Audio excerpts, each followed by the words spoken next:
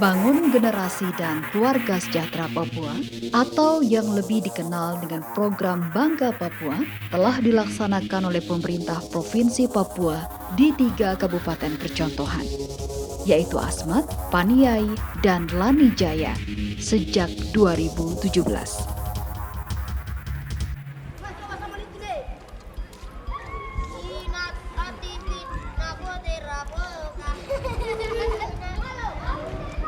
Program Bangga Papua itu uang yang diberikan kepada kita untuk membelikan anak-anak makanan sehat. Saya sudah terima Bangga Papua sejak tahun 2019.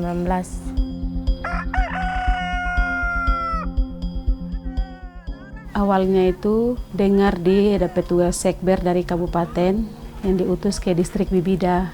Mereka pengumuman dari rumah ke rumah dan di gereja juga. Dan juga melalui kepala-kepala desa. Dan kami dibilang supaya menyiapkan data-data lengkap berupa kartu keluarga untuk ada bantuan anak di bawah umur dari 4 tahun sampai 0 bulan.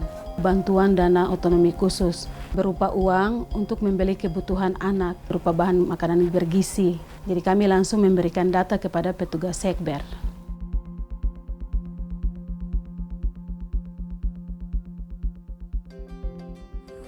Di kantor sekber pelayanan yang diberikan adalah kalau ada mama-mama yang datang untuk cek-cek nama atau cek sudah terdaftar sebagai penerima manfaat. Kalau belum terdaftar dijelaskan mekanismenya apa, harus apa. Kalau sudah terdaftar dikasih tahu sudah terdaftar.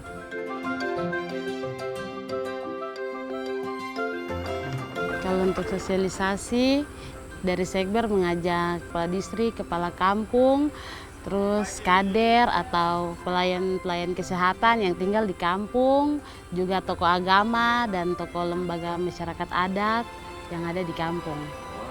Kita memakai strategi dengan menggunakan bahasa yang sederhana untuk menyampaikan kembali tentang program Bangga Papua. Ada dilibatkan seperti lembaga masyarakat adat yang menjelaskan dengan bahasa daerah. Dan memberi pemahaman kepada ibu-ibu.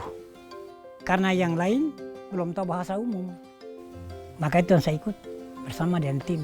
Tanggung jawab moral tapi juga tanggung jawab iman kepada Tuhan, karena ini bicara umat ini, kita bicara masyarakat ini secara utuh. Pribadi saya sendiri, ini saya melihat bahwa ini sebuah kesempatan sebenarnya. Kesempatan untuk gereja juga mengambil peran bersama dengan pemerintah. Kegiatan ini bukan berjalan cuma di pembayarannya, tapi kami manfaatkan mitra atau OPD yang bisa membantu kami di program Bangga ini. Waktu melakukan sosialisasi ke masyarakat, kami di sekber melakukannya dengan menggunakan lembar balik, juga brosur tentang pemanfaatan dana, terus tentang brosur tentang syarat-syarat apa saja yang harus dilengkapi oleh penerima manfaat untuk terdaftar sebagai penerima manfaat dana Bangga Papua. Mama dengan bapak meninggal, dia punya nenek yang piara, itu yang saya ambil. Yang kedua, yang asli Papua. Yang ketiga, bapaknya orang Papua, tapi ibunya dari pendatang, itu juga ambil. Kita kasih ke lambu itu waktu penuluan begini. Itu jaga kesehatan untuk anak kecil itu. Terus yang kedua, uang yang mereka berikan itu harus beli sayur. Terus ikan, udang, telur. Baru yang tidak dimakan dilarang, yang supermi, yang kaleng-kalengan. Uang yang sisa, sebagian kas tinggal di rekening. Kalau punya rekening, beli ayam, untuk piara, atau beli bibit ikan. Bibit sayuran juga bisa beli. Kita kasih tahu begitu. Saya mengisi formulir, mengambil kartu keluarga dan membuat akte kelahiran. Karena kami belum punya kartu keluarga yang pas, jadi dari petugas Bangga Papua menyampaikan untuk semua data anak-anak itu dikasih. Karena dari Bangga Papua yang akan membantu membuat kartu keluarga yang elektrik. Sekalian dengan KTP elektrik untuk kami yang penerima manfaat.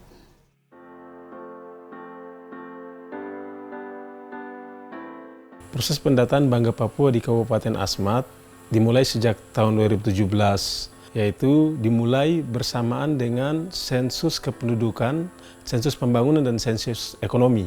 Itu untuk 224 kampung di 23 distrik.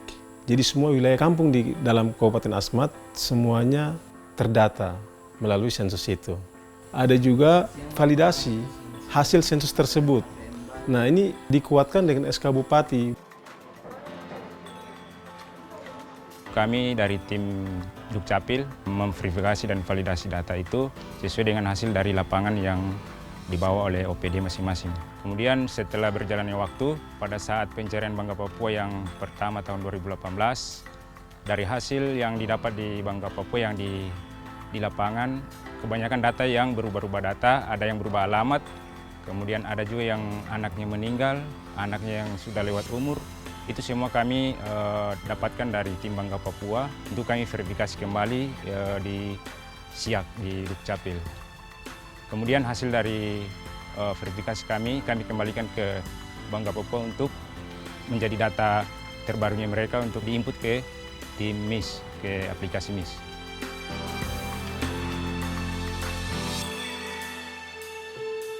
Strategi yang dapat kami ambil di lapangan itu tetap sesuai prosedurnya kami di bank itu mencocokkan rekening penerima manfaat menyesuaikan dengan pemiliknya atau tidak dari mereka punya identitas. Ibu atau wali yang mereka akan mengambil uang itu dari sisi untuk administrasi secara bank dengan prinsip kehati-hatian kami untuk memverifikasi. Terkait dengan pelayanan secara offline, ini kita lakukan apabila mama-mama yang tidak bisa turun ke daerah untuk bisa dilayani di dalam wilayah kabupaten, sehingga ada konfirmasi dari pihak-pihak dalam hal ini koordinator-koordinator Dana Bangga Papua Sekber yang menyampaikan untuk program ini dapat kita jangkau ke kampung-kampung. Untuk pelayanan ini kami tidak mengkhususkan orang, artinya tanggung jawab semua di unit kerja atau departemen kerja, baik dari departemen kredit, departemen pendukung operasional maupun dari departemen layanan.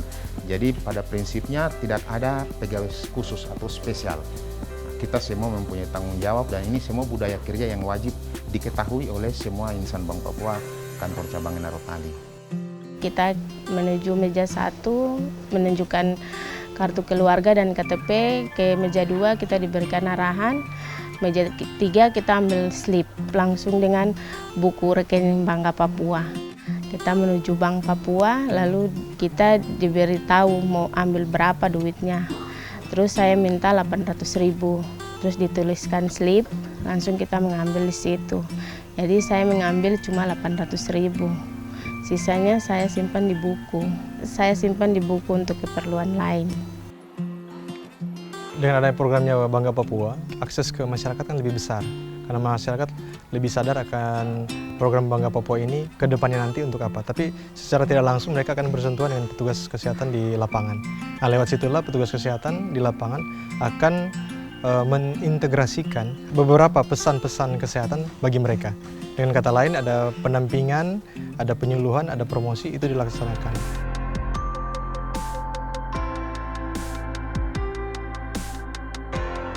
Ketika kita menyiapkan swalayan, maka pemerintah bisa melakukan pembinaan dan pengawasan terhadap pemanfaatan dana nantinya. Kemudian ide itu kita munculkan, kita coba kerjasama dengan para pengusaha yang bersedia menjual bahan-bahan kebutuhan pokok.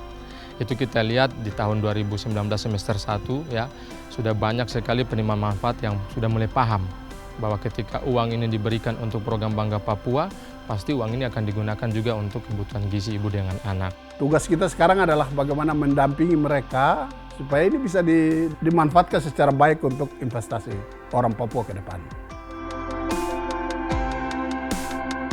Saya ambil buku, diberikan arahan itu untuk pergi belanja di supermarket yang di Dolok. Saya beli si kecil punya susu sama biskuit-biskuit saja. Saya simpan separuh. Saya beli seperti ayam begitu toh hari-hari berikutnya. Tahap pertama kami langsung terima karena untuk 1 tahun kami terima 2.400.000. Langsung dikasih semua, 2 jutanya saya simpan, 400-nya langsung beli pampers, minyak dengan telur di situ. Uang sisanya itu saya ke Nabire beli ayam 2 jantan dengan 2 betina.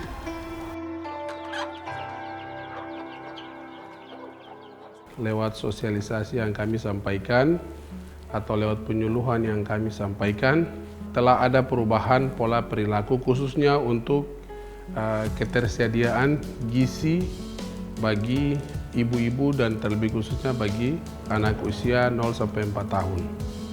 Artinya bahwa uang yang mereka terima ini tidak langsung hanya dibeli dan lalu dikonsumsi makan, tetapi ada pola pikir yang baik di mana dana yang mereka gunakan dapat itu bisa untuk menyediakan bibit ataupun induk daripada ayam maupun tanaman, sayuran, sehingga selalu ada ketersediaan atau keberlanjutan gizi bagi ibu dan anak penerima manfaat Bangga Papua.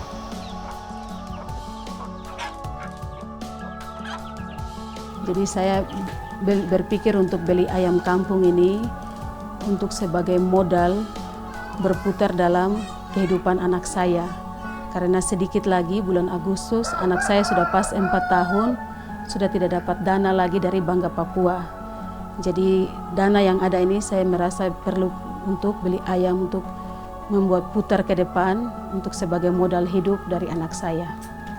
Ada tradisi yang begitu kuat yang melekat, kita memperkuat tradisi itu. Misalnya dengan berbagai pesan-pesan kesehatan, itu menjadi bagian yang tidak terpisahkan dari adat.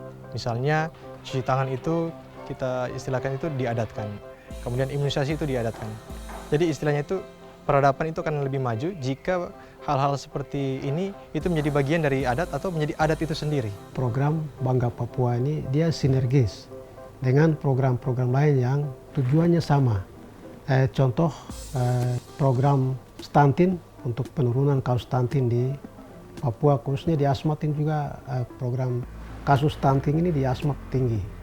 Dan sasarannya juga mulai dari 0 bulan sampai dengan anak usia 2 tahun.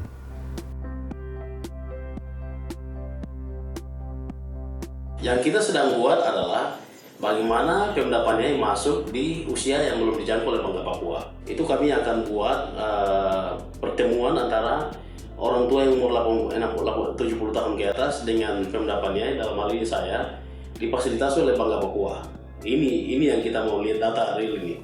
Ada intervensi yang sedikit ekstra dari pemerintah saat ini, mata rantai ini bisa kita putus. Mungkin sampai pada tahun 2045 Indonesia Mas, Papua juga sudah bisa diperlakukan sama dengan saudara-saudaranya. Dia bisa hidup bebas, tidak ada perlakuan-perlakuan grade-grade tertentu. Itu mimpi kita ke depan, kita harapkan seperti itu. Ke depan itu kalau Tuhan kehendaki melalui Bangga Papua ini, itu lebih cerdas dan pintar, itu yang kami senang sekali.